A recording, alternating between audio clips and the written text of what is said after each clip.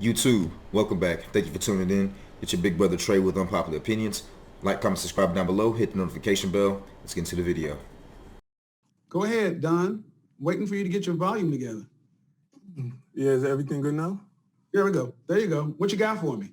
All right, so all I wanted to say is I feel like you're absolutely correct. However, I just feel like, of course you can't tell a white man what to do in his house. So you have to play the game. But at the same time, you kind of telling like why do black people, especially black men, why is their hair unique? Like why can a white man, have his job and he can have an inverted mohawk? He can have a bald head in the middle, but hair on the side. Why is that acceptable? Do you see any of those people in executive management? I'm sure there is. Let's not play. No. Do you see any of those in executive management in your company? Not at all. No. So what are you talking about? They can't do what he. But I don't work for anyone. No. Okay, but so you gave me an example. Right. That you can't tell me you see. I'm sure you've seen a lot of people. Brother, you cannot pull them up. Just a Google.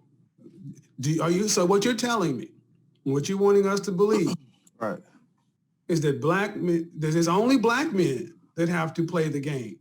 Right. You can be a white guy and have an inverted mohawk and be a CEO or CFO, upper management, and be in middle or upper management.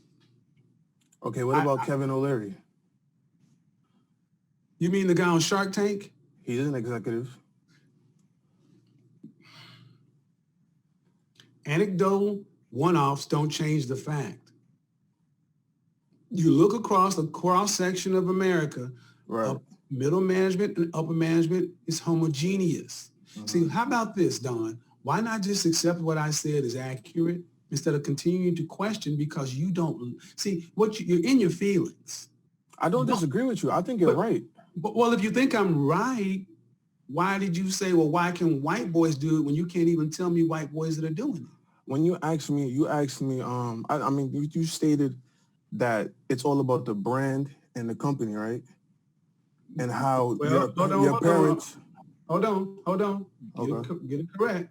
I said personal expression is rebellious and counterproductive if it doesn't line up with corporate focus, mission statement, and overall corporate brand. That's and whose image aligns with that? What do you mean whose image aligns with that? Rephrase your question. A white man's image aligns with what you're saying. No. Well, unfortunately, let's go down that path. Because we're in their house. Hold on. I'm here.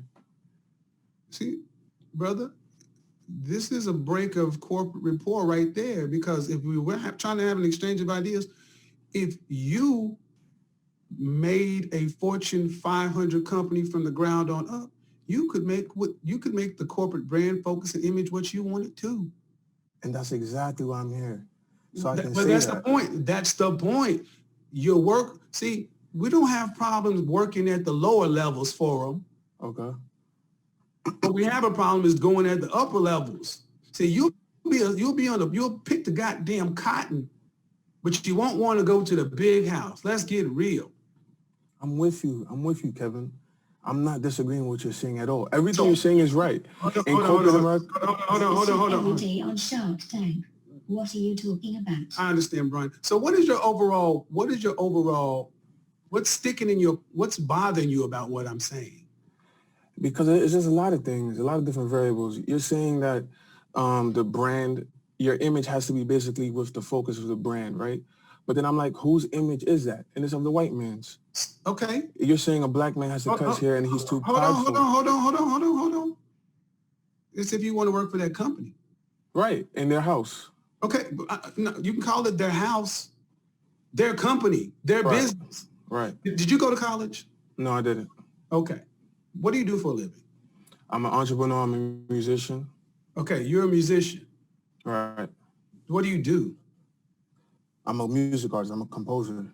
Okay, you're a composer. How do you make money? How do I make money? The way I make money. Okay, this is not a trick. I'm trying to talk to you. So I want everybody to pay attention. You notice how defensive he is. I just asked you, brother, Did you go to college? That's a yes or no question. It's no heat, no judgment. Yeah, I answered you. No, you're not. You're being non-responsive. How do you make money? I just make money the way I make money. All right. So not in corporate America. Not in corporate America. So brother, real talk. Yeah. Why are we talking? You don't even want to tell people how they make money. So you don't even have a career. Through stocks and bonds. Okay. Through stocks and bonds. How? But it's like you're not getting at the exact argument. No, brother. You're saying how black people are not ahead. Hold on. This is my channel. Right. Corporate image consultant. Yeah. I'm the one who's went through corporate America. And unfortunately, you just said you don't have any experience going to college and you're not in corporate America. You're a musician. Right. You're a composer, and you can't even share with the rest of us why you're credible to even be talking about this or questioning why I'm right or wrong. We need to investigate. You're not wrong. So what's the ultimate point? What's sticking in your craw other than the fact that it's the white man's corporation? Can I answer you without you cutting me off? Will you allow me that? If it's going to be anything, okay. Go ahead. You were saying that black men are basically losing because they have pride. My thing is, why is it that a black man can't grow his hair? And why is that such a big deal? Why is it that he's being unique because he wants to grow his hair? Why is having dreads rebellious? I've answered that several different ways. I don't know what else you're trying to hear. You can grow your dreads. You just won't move up. Right. If your dreads don't line up with the company focus, mission statement, or corporate brand, you will not be put into a position to represent that company. You will be invisible. You can be in the stock room, you can be in the warehouse, you can be a truck driver, but you will not be on the masthead, you won't be on the website, you won't be anywhere. And what's wrong with our image? You won't be, okay, hold on. Do you understand what I just said? I do, Kevin. Okay. So what's wrong with that? If your hair is that important, then you're going to have to sacrifice the other stuff. This is a really interesting conversation. He's really, and you're going to see the age of this caller a little bit later during this call, but like it's just really interesting to see the dynamics and the shifts of mindset between, someone like Kevin, who's obviously older, experienced in the corporate world, and then someone that's a little bit newer who he's been unresponsive to the questions that Kevin Simmons has been asking. So I used to do Facebook content moderation. So I used to like review posts, videos, live streams, and the actual profiles, Instagram profiles. A couple years ago, working for like a Facebook company, and what's interesting is like people talk about all the time about, oh my God, Facebook and Twitter and YouTube, they're censoring our freedom of speech. This is unconstitutional.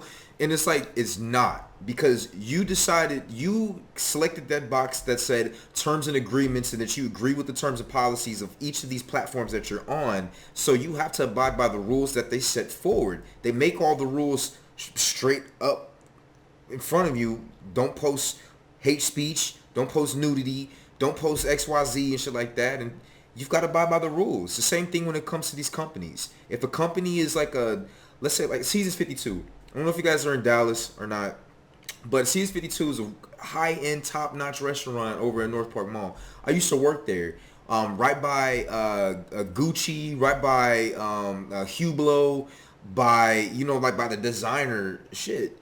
We would get high-end clients all the fucking time. Doctors, lawyers, fucking the owner of Swiss watches came in there several times. I did a training class for YSL and Gucci when they came in there. Like they have these things often. It's a high-end restaurant. I used to be a server there. I used to be a private dining server there as well. I've done a lot of different things. And now granted, working there, I did have my dreads. I was clean cut and stuff like that. But you do have, I had to take out my nose piercing. I had to take out a nose ring. There's certain protocols of being clean cut that you have to abide by, or otherwise you can go work in the back and be a dishwasher, right? But as a server, I'd easily make $200, $300 a day. Don't let it be a holiday, Mother's Day, come out with a band. Goddamn, me, fucking man. You know what I'm saying? Girls get paid more with that, but it's like, you've got to stick by the rules that these companies set forward if you want to play the game. Is that a choice? What's wrong with our image, though? Brother, is that a choice? What's wrong with our image? So I'm going to ask you one more time. When you say, is that a choice? It is a choice. Okay, it is a choice. That's right. And it is a choice. So you get a choice to choose between your hair Right. and potentially moving up. That's all you get in this world. See, what you're not understanding, how old are you? I'm 24. Okay, you're 24-year-old guys a lot. And what would your father say if you asked him? I asked him what? If you talked to him about this, what would your father say? State your question. What would I ask him? What would your father say about playing by the rules and having to get out in corporate America and having to play by the rules by everybody else plays? What would he say?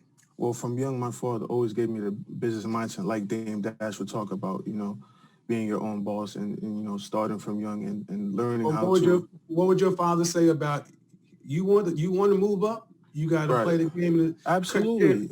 What would your father say? So what would he would tell me to be my own businessman. But if we're pretending to growing in business America, corporate America, he would say exactly what you're saying, to play the game. Well, that's all we're talking about, brother. So that's that. See, first of all, you're young. But why aren't there more Jay-Z's Stop. with titles, Spotify's? Okay, let me go ahead and mute you up. Go ahead. You're young. Right. Do you understand that you're talking to someone who's done it? Your opinion and my lived experience are nowhere close to being the same. Do you understand that you're working with someone who currently advises companies and individuals how to line up their corporate focus, mission statement, and overall brand with their business objectives? I have corporate clients who come to me to help refurbish their image to help them move up the corporate ladder. So why are you not just accepting what me as the professional who's lived it and done it is talking about, instead of asking, why can't it be? Because you're not telling anybody the trouble. Because I'm telling you what you don't want to hear is, no offense, dude, but fuck your feelings. It don't matter how you feel about it. It don't matter if you like it. I'm not in. You don't have to. And you keep talking. Down other black males. They crushed Michael Vick for saying Colin captured cut his hair. It doesn't matter if you like it. You're not really telling black men how to trailblaze. Hold on, dude. I'm gonna let you go ahead and say what you have to say, because I'll give you 30 seconds, because here's what ends up happening. As young black men, you're far too rebellious when you're dealing with older black men. We naturally push against older black men, even the ones who know something. And the thing is, you can do what it is you want, but honestly, what you're saying is, I'm a musician and a composer, but you haven't said how you make your money. And I'm not even understanding what dog you have in this fight. Oh, it's my goal? Yeah, what dog do you have in this fight? Kevin, I watch all your videos. Okay. I elevate through your videos. I don't disagree with what you're saying. All I'm just saying is, when you're saying how black men are losing and how other races like when black men are prideful, it's understandable. But at the same time, you're not in this episode. You're not telling men to trailblaze. You're telling them to play by the game and play by the. Excuse me. Pardon me. Excuse me. I'm not telling them to trailblaze. That's not my job. Right. It's not my job. This video is about how to move up in corporate America. The fuck are you talking about? I mean, seriously, it's not my job.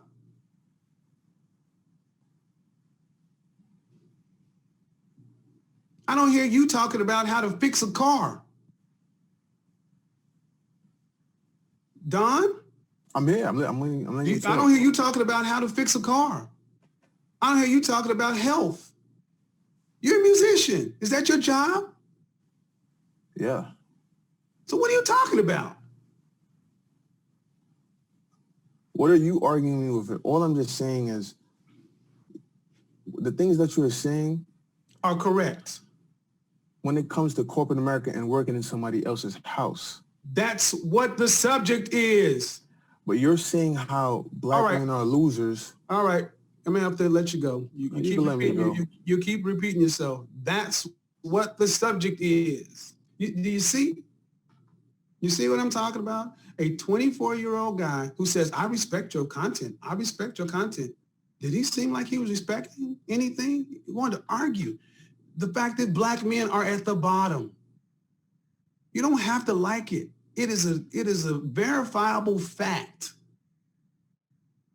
We are at the bottom. Black boys are at the bottom. Verifiable fact. Why should we have to cut our hair? Why should we have to do this? How do you move up with that kind of rebellious, I ain't got to do shit attitude? And I'm supposed to be somebody that he respects and likes. Can you imagine that kind of attitude? I want you guys to pay attention. Can you imagine having men like with that mindset in corporate America? That level of rebelliousness. And it's all about because I shouldn't have to. I should be able to do what I want to do inside of the company you made. And that's some bull. This is why you have dudes that are like 35 and 40 years old doing entry-level jobs because they couldn't make the transition. You ever ask yourself, why that is? Can't make the transition. And so that's that.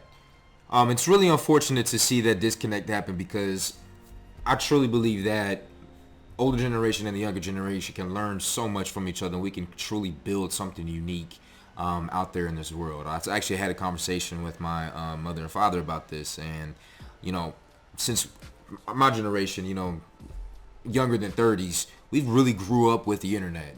We know different things and how to maneuver through the internet. We know about SEO. We know more about the culture, and it's so much that we can provide, especially to the older generation. And not to mention the physical world is something that the older generation have so much more expertise.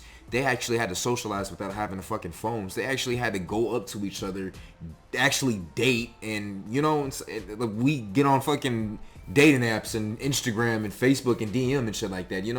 There's so much, and not to mention there was so much less opportunity for the older generation, and so the truly successful people that are older really had to get it from the mud, and they didn't have YouTube like what we have today to tell them how to grind and how to stay on their purpose and shit like that. They just had to figure shit out, and so there's something to be said about that. It's really, once again, it's truly unfortunate that we have such a huge disconnect, and our generation is rebellious to the other. The older generation looks down on the newer generation like, oh, you guys are so emotional, you guys don't know much, you guys are so hard-headed. And then we look at the older people like, you guys are slow, you guys are dumb, you guys don't know what the hell to do in this world. You're so detached to what opportunities are in the present day in 2021.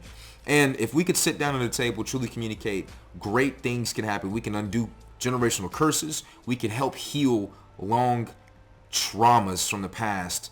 And we could also help avoid future problems that older people may not have been able to avoid had they had an older person to teach them some certain things. So what do you guys think about this video? I thought it was pretty interesting. Like, comment, subscribe down below, hit the notification bell, and once again, it's your big brother Trey with Unpopular Opinions. I thank you so much for tuning in. See you guys next one.